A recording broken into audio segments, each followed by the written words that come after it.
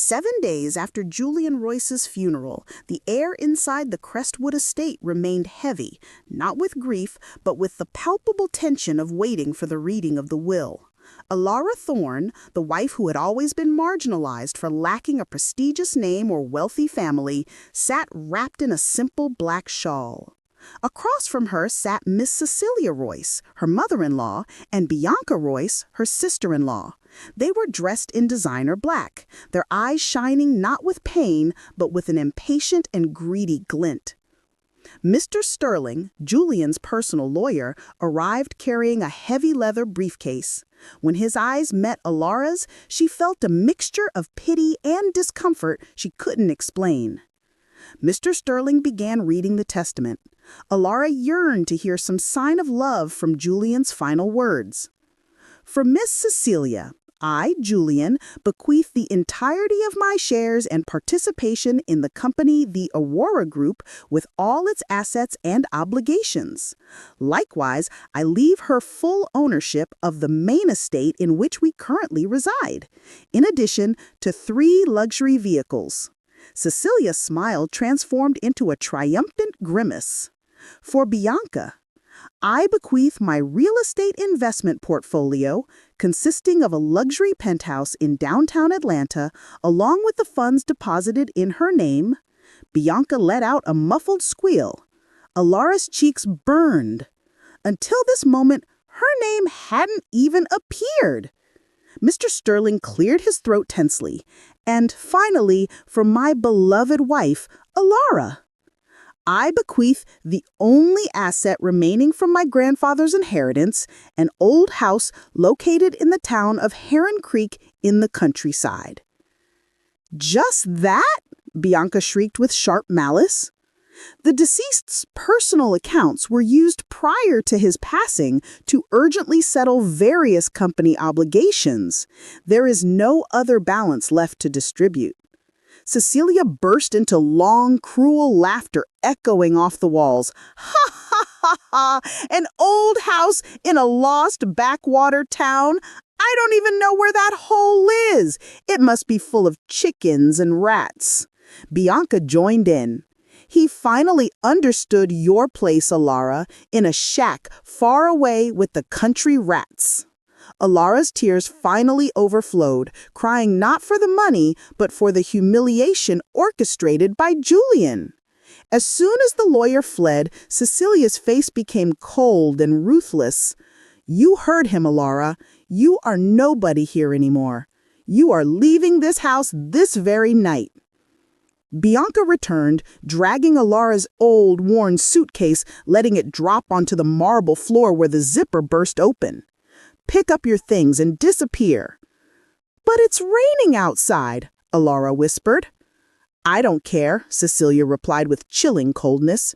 Between the two of them, they shoved Alara toward the front door. Cecilia spat, giving her a shove so hard that Alara fell to her knees on the porch. The suitcase flew into a puddle. Muffled by the rain and thick walls, Alara heard the laughter of both women again.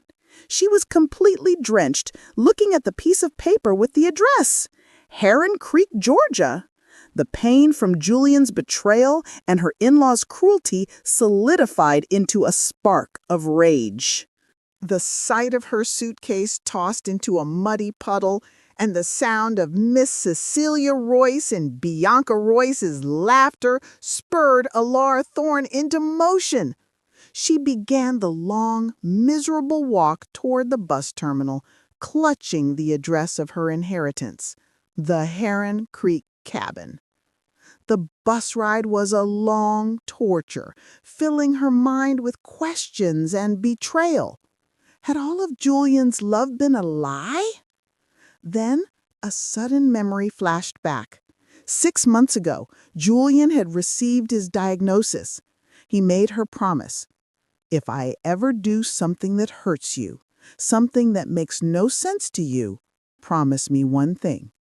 Whatever happens, trust me. I may have to make very hard decisions, but everything I do will be to protect you. Remembering this now felt like a macabre joke, but the words stuck with her. The bus ride was a long torture, filling her mind with questions and betrayal. Had all of Julian's love been a lie? Then a sudden memory flashed back. 6 months ago, Julian had received his diagnosis. He made her promise. If I ever do something that hurts you, something that makes no sense to you, promise me one thing. Whatever happens, trust me. I may have to make very hard decisions, but everything I do will be to protect you. Remembering this now felt like a macabre joke, but the words stuck with her. The bus dropped Ilara at a lonely junction. After an hour of agonizing walking through thick mud, she finally reached the cabin. The term old house was generous. It was a ruin about to collapse with rotting wood and broken windows. This was supposedly her protection? Ilara let herself fall onto the damp ground, crushed by despair. Then she noticed something white among the weeds on the porch.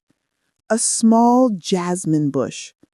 The scent, the same fragrance as a candle Julian had given her months earlier, hit her with an immediate memory. Julian had once joked, "I'll hide the key to our secret house in the safest place, under a pot of jasmine." Her heart started beating with uncontrollable force. She slid the heavy pot aside. Underneath, between the cracks of the porch tiles, a large, rusted brass key was shining. The key fit the huge padlock on the front door. Ilara pushed the door open, and a cloud of stale air and ancient dust enveloped her. Mixed with the smell of rotting wood was another, barely perceptible scent. Old paper and pipe tobacco, the same smell that permeated Julian's private study back at the mansion. Ilara followed the scent to a back corridor. She entered a room that, unlike the rest of the ruin, was relatively tidy. On the solid wood desk was an empty ashtray where the trace of pipe tobacco still lingered. Julian had been here. Hanging on the wall was a painting that clashed with everything, a modern oil painting of the Sydney Harbor Bridge. She realized Julian was a strategist with deep secrets. She pulled carefully on the bottom part of the painting, and it swung open, revealing a metal safe embedded in the wall with a digital number panel. Ilara Thorne, stood before the safe, my heart galloping. The humiliation of the will, the key under the jasmine pot, and the secret study proved this was a calculated plan by Julian. I tried Julian's birth date. Error. My own birth date. Error. The date we met. Nothing. Then a flash of insight. The day their lives, in theory, had truly begun. I typed the 6 digits of their wedding date. The panel emitted a long, pleasant beep, and a mechanical click sounded. I pulled the heavy metal door. The interior was almost empty. There were no cash stacks or gold bars, only 3 objects: a bottle of mineral water, a package of whole-grain crackers, and a small, wrinkled brown envelope. Disappointment hit me hard, but I took the envelope. Inside wasn't a letter or a check, but a sheet of thick paper with an international airline logo, a first-class, one-way ticket. I read it, disbelieving what I saw.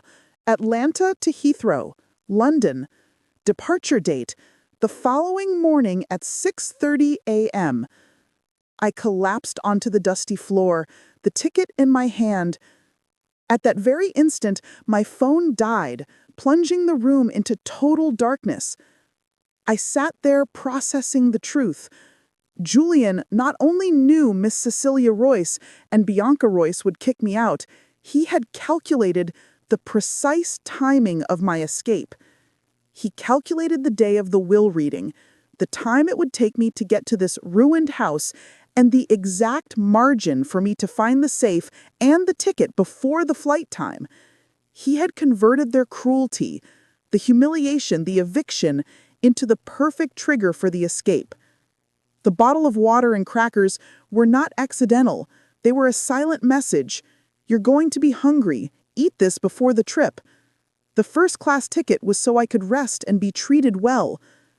Julian had charted my path as his last will. I charged the phone and turned it on. A notification flooded the screen, an unfamiliar UK country code. It read, "Your husband asked me to ensure this. Come to the airport. Bring nothing but your identification documents. Everything is arranged. Your ticket is in the safe behind the painting. The code is your wedding date. We are waiting for you in London. We are waiting for you." It wasn't just one person. Someone who knew the entire plot was waiting.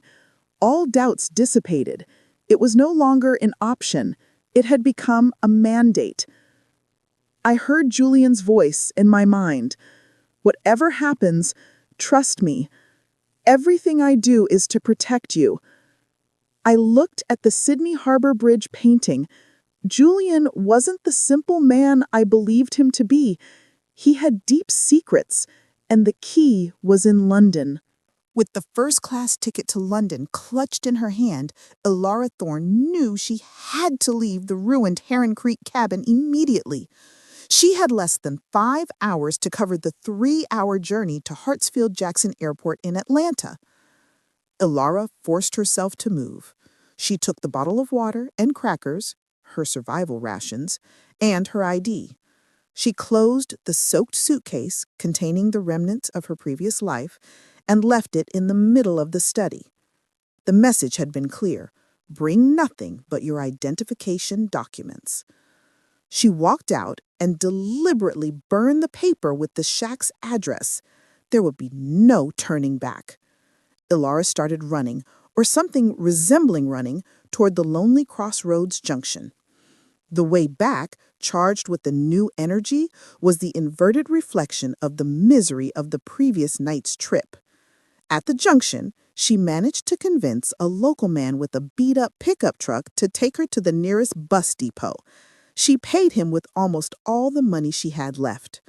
She got on the first bus heading to the city, ignoring the crowd and the smells, focusing only on the clock on her phone. She had to get to the airport before 6 a.m. The Atlanta morning traffic was hellish, and the minutes crawled. The bus finally arrived at the city terminal. Elara got off and ran toward the area where cabs waited. She pleaded with the driver, claiming she had lost her wallet but would pay him somehow, emphasizing her flight was about to leave. The driver, seeing the desperation, nodded and agreed. "Get in. We'll try to make it." Elara arrived at the departures entrance half an hour before the final call.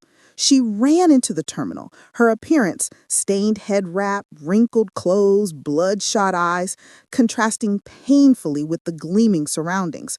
People stared and moved away, but she didn't care.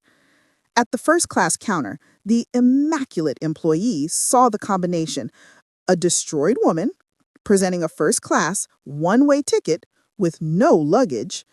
The employee immediately called a supervisor. The supervisor, after checking the system, looked at Elara. "We have checked your reservation. It is fully paid and confirmed, but it is an unusual booking. My late husband organized everything. It is an emergency situation," Elara murmured. The supervisor, perhaps reading a special note in the reservation system, nodded. "Process the boarding," he ordered. Elara received her boarding pass, a thick card, and made it through security and the TSA checkpoint. She had made it. I, Elara Thorne, walked toward gate F8, still wearing my wrinkled, stained clothes.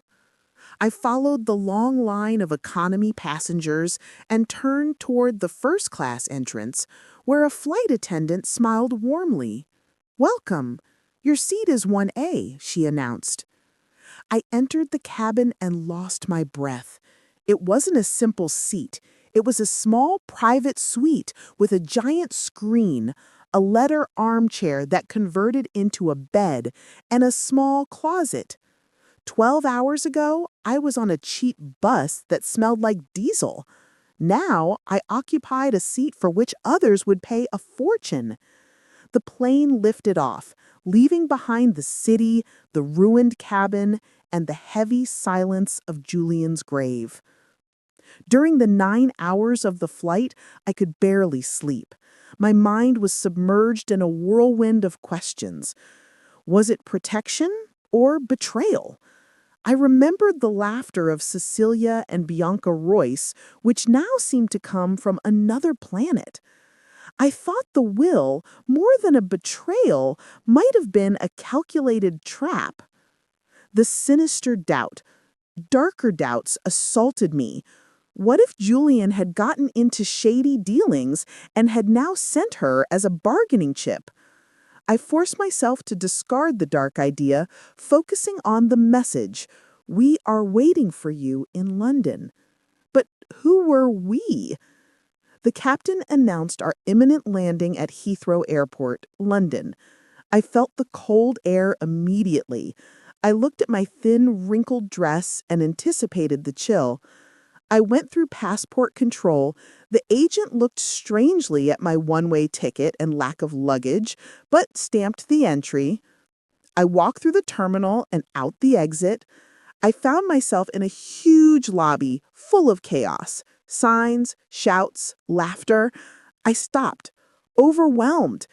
I was an exhausted woman planted in the middle of the chaos of a strange city. Panic froze me. I scanned the signs, looking for my name. There were signs for Dr. Patel, Family Gonzalez, Mr. Smith, but none for Vesper, Alara, Vance. Just as I was about to crumble, something at the back of the lobby caught my attention. A tall man with silver hair, slicked back, pale skin, and an elegant black overcoat stood apart from the group of chauffeurs. He had an almost solemn calm. In his hand, he held a small black leather tablet that read clearly, Mrs. Vesper, Alara, Vance. The man looked up and his blue eyes met mine. He didn't smile broadly, but inclined his head slightly in a sign of recognition. He was expecting me exactly in that state, scared, disheveled, and tired. I, Alara Thorne, continued walking toward the silver-haired stranger, feeling like each step weighed tons. I stopped in front of him and confirmed my name. The man sketched a contained smile, not of pity, but of genuine respect. "Allow me to introduce myself," he said with serenity. "I am Mr. Sterling, your late husband's principal attorney here in London." He then pronounced 7 words that made my knees tremble. "Welcome, madam. This is your true inheritance." "My inheritance? What are you talking about?" I stammered. Mr. Sterling revealed the truth that shattered the cruel narrative of the will. What your mother-in-law and sister-in-law received back there wasn't the true inheritance, madam, but the debris. The Aurora Group was just a shell. The empire. Your husband, Julian Royce, wasn't simply a mid-scale businessman in Atlanta, Mr. Sterling explained. Over the last 10 years, in secret, he built a small international business empire, and the center of that empire is here in London. The DL Global Holdings, Julian left 100% of that structure, DL Global Holdings, in my name. The structure contained properties across Europe and accounts in Swiss banks. Mr. Sterling explained Julian's perfect checkmate strategy. Julian spent the last year of his life not only facing his illness, but internally loading the Aurora Group with debt. He used the company's inflated reputation to ask for enormous bank loans to buy the mansion, the sports cars, and the luxury penthouse for Bianca. The bait.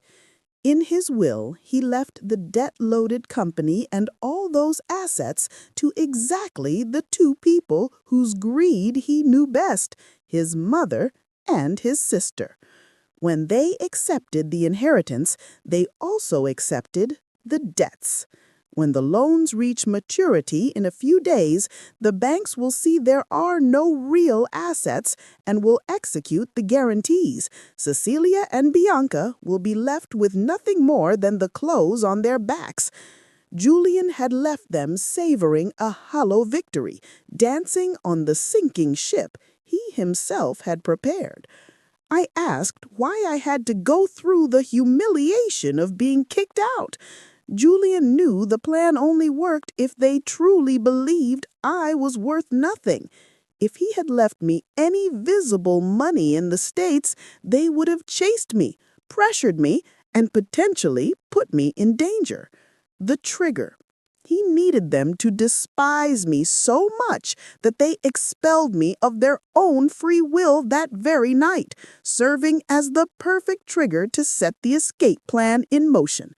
The ruined cabin was a shelter, not a punishment, a place they would never think to visit. Mr. Sterling led me toward the exit.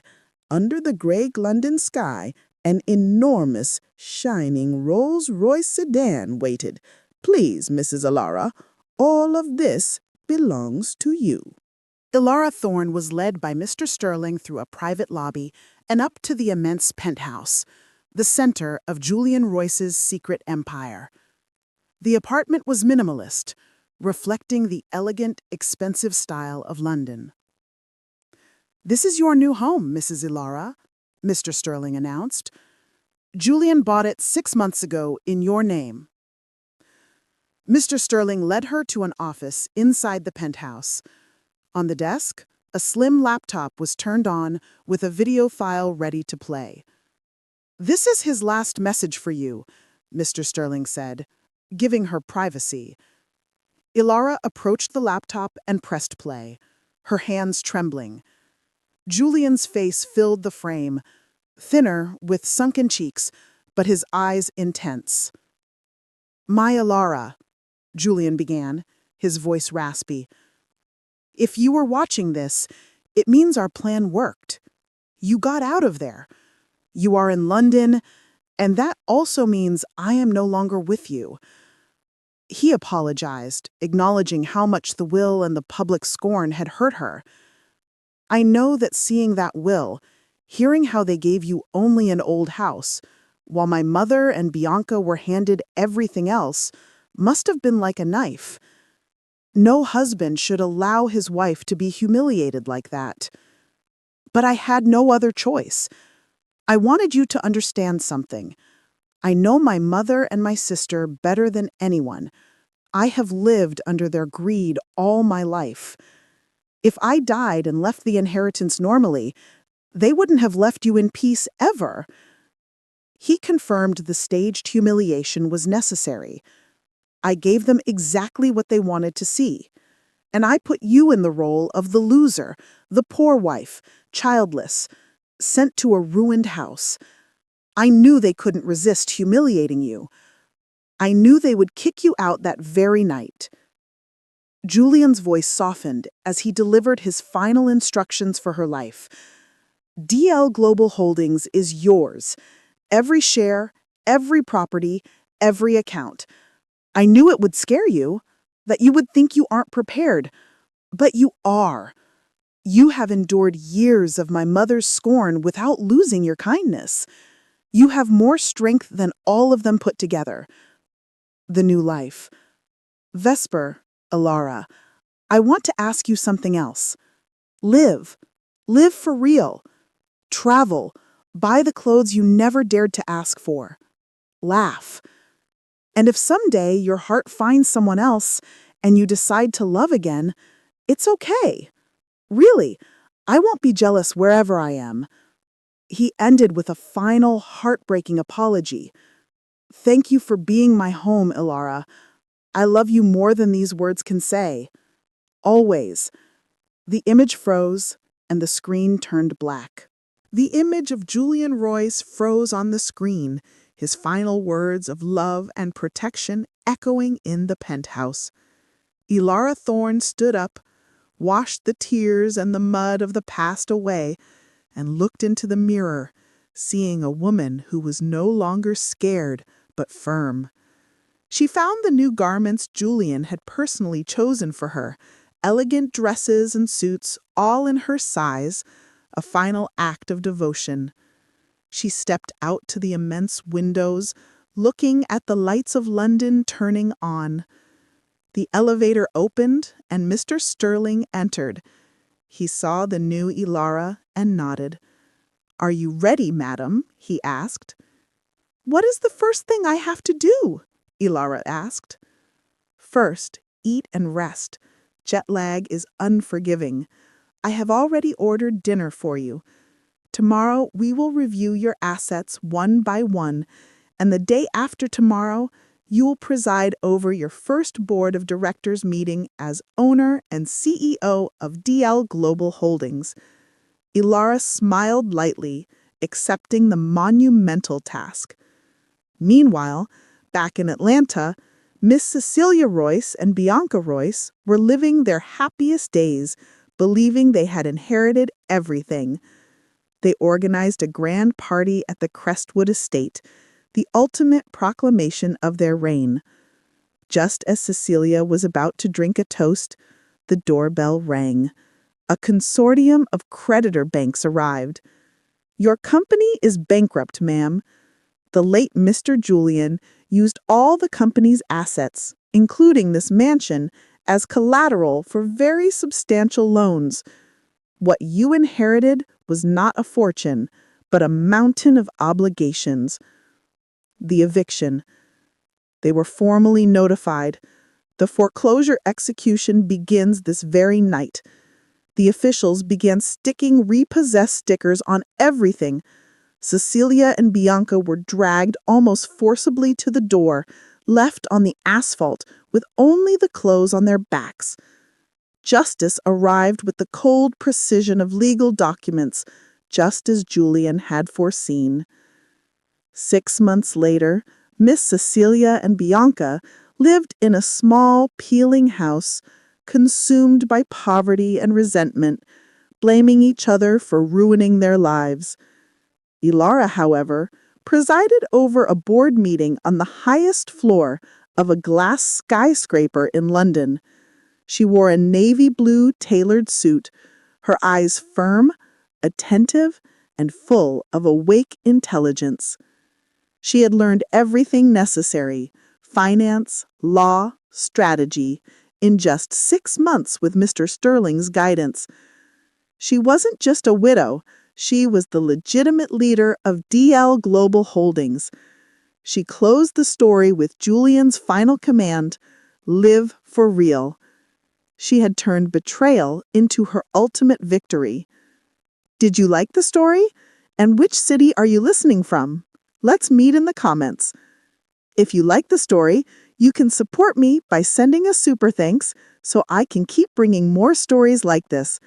Thank you so much for your sweet support. I'm looking forward to your comments on the story. On the screen, you can see 2 new life stories that I highly recommend. There's so much more on my channel. Don't forget to subscribe. See you in the next life story.